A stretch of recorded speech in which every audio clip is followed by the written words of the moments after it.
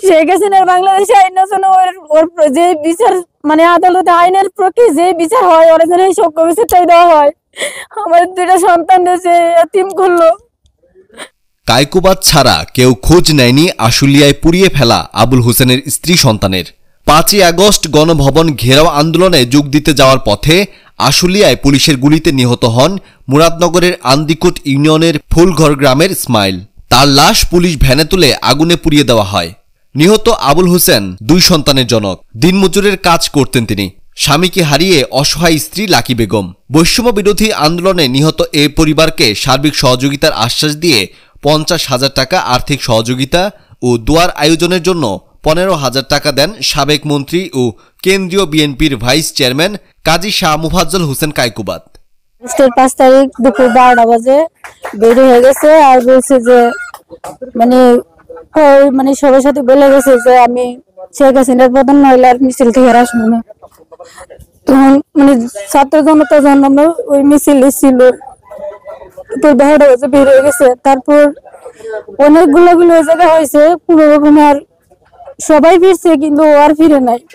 পরে একটা ভিডিও বেরোলো, ভিডিওতে যে লাশ ভ্যান গাড়িতে উঠাইতেছে, লাশ কি অনেকে গুলি খাইছে অজ্ঞান হয়ে পড়ছে, ওইগুলা যখন ভ্যানে উঠাইতেছে তখন যে সকালবেলা জার্সিটা হলুদ জার্সি আর লুঙ্গি পরে বেরিয়েছিল, তখন এই হাতটা আর লুঙ্গিটা জার্সিটার হাতটা দেখা যায়। ওটা দেখি আমি তখন চিহ্নিত শেখ হাসিনার বাংলাদেশে আইনের জন্য ওর যে বিচার আদালতে আইনের প্রতি যে বিচার হয় ওর জন্য এই সব বিচারটাই দেওয়া হয়। আমার দুইটা সন্তানদের যে এতিম করলো। আমাদের বিপদে এতদিনের মধ্যে কেউ আগে আসে নাই। কায়কোবাদ দাদা আমাদের বিপদে আগে আসছে। উনি 15,000 টাকা দিছে মিলাদের জন্য, মিলাদ পড়ানোর জন্য। তারপর আজকে আবার ওনার নেতা কর্মীদের মাধ্যমে 50,000 টাকা দিয়ে সহযোগিতা করছে। আল্লাহ ওনারে নেক হায়াত দান করুক। কায়কোবাদ দাদা আমরা দাদা এটাই উনি তো বেশি আইতই ফেল, আমরা ভালোবাসছি আগেও। তাহলে উনি আপনার বিপদে দাঁড়াইছে, উনি লাগে আমি দোয়া করি উনি যে সূক্ষ্মভাবে সুস্থ হইয়া আমরা আইয়া আমরা পাশে আবার দাঁড়াইতে পারে, এই কামনা আমি করি আল্লাহর কাছে। আমরা আসছি 3 নং আন্দিকোট ইউনিয়ন ফুলঘর গ্রামে দিনমজুর মোহাম্মদ আবুল হোসেনের বাড়িতে। সে সাভার আশুলিয়া শ্রমিকের কাজ করত।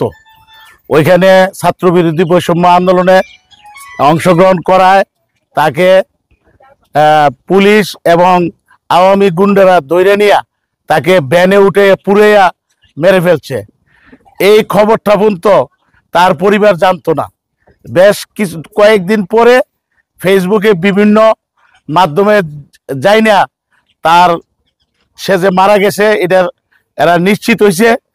এখন পর্যন্ত তার লাশটা পর্যন্ত পাওয়া যায়নি।